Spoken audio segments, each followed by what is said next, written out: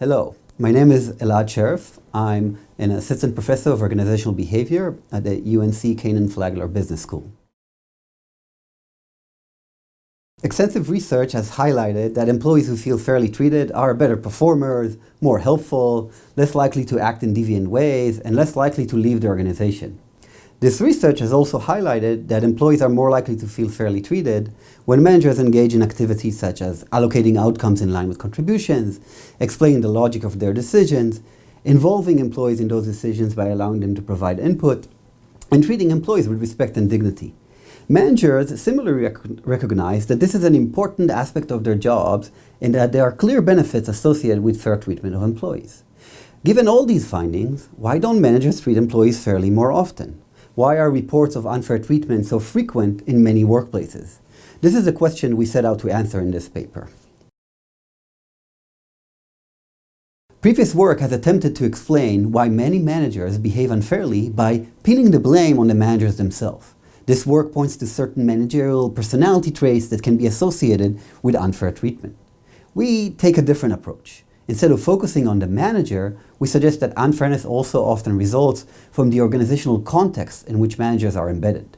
Anecdotal evidence suggested that managers often indicate that they don't have the time to engage in behaviors that are usually associated with fairness.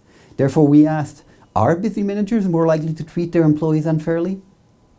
Our intuition was that busy managers, faced with growing responsibilities and demands for their time, react by prioritizing their technical task over spending time on behaviors that are likely to ensure employees feel more fairly treated.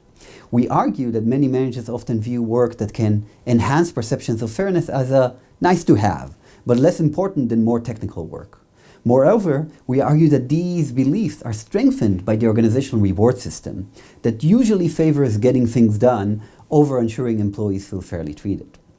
Therefore, we hypothesized that busy managers who experience high workloads and time pressures tend to prioritize technical tasks over acting fairly, and this is especially true when the organization does not reward or celebrate such fair managers. We tested these ideas in 3 studies. In our first study, we recruited 107 managers in the United States to complete 2 daily surveys for 10 workdays. In the middle of the workday, they reported on their workload. At the end of the workday, they reported the extent to which they had prioritized their work task over fairness towards employees that day, and the extent to which they had acted fairly towards employees. We found that on days when managers experience heavier workloads, they prioritized their technical tasks to a greater extent and acted less fairly towards employees compared to days in which they had lighter workloads.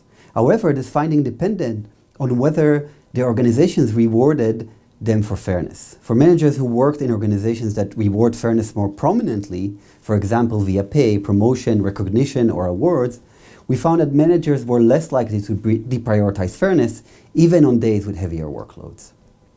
In our second study, we surveyed 166 managers in India about their workload over the previous 3 months and whether they prioritized technical tasks over fairness tasks during that period.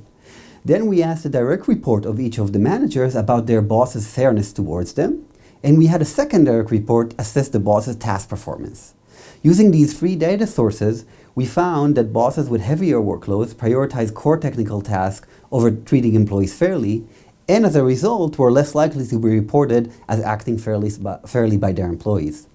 Like the previous study, we again found that organizations that rewarded fairness, managers were more likely to act fairly despite heavier workloads. Interestingly, in organizations where fairness was rewarded, overworked bosses were more likely to act fairly and perform well on other work tasks. Our third study had 239 business undergraduates complete a managerial simulation in the lab, which included a technical task and a fairness-related task. We varied the amount of time participants had to complete the task to simulate varying workloads, 20 versus 30 minutes for heavy versus light workloads.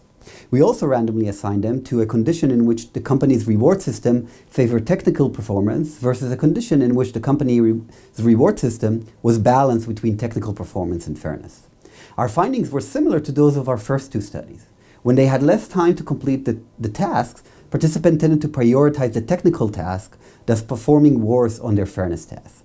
This was more likely when the company's reward system favored technical performance than when rewards were balanced between technical performance and fairness. When rewards were balanced, participants under high workloads not only acted just as fairly as those with lighter workloads, their performance on the technical task was no different from those on the lighter workload. Just like in our second study, acting fairly did not come at the cost of technical performance. We make two core contributions to the fairness literature. First, we highlight fairness as an effortful and time-consuming activity. Although some recent work has begun to highlight how acting fairly might require managers to dedicate mental energy, most research still rests on the assumption that acting fairly is easy and that managers have sufficient time and energy to act fairly.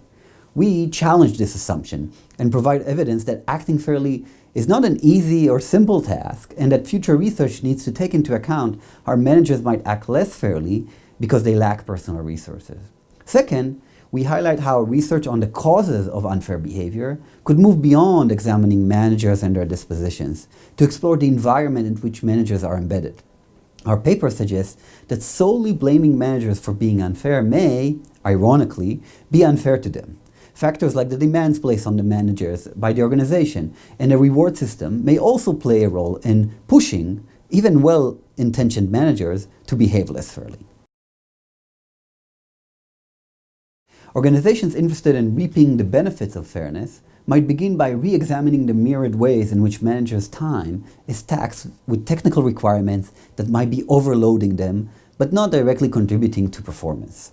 From needless meetings to complicated bureaucratic demands, organizations can rethink how they expect their managers to spend their time and ensure that managers have enough time to act fairly.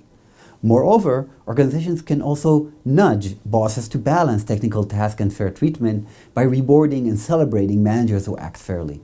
Doing so clearly signals that fair treatment is a core leadership task.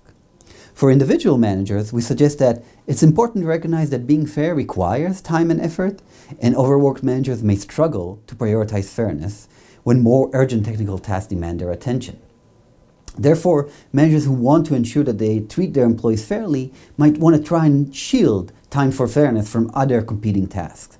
This could be done, for example, by cementing time with employees into the schedule so that one is less in risk of the effects of workload. Thank you for watching. If you want to learn more about our theory and findings, we hope you will read our paper.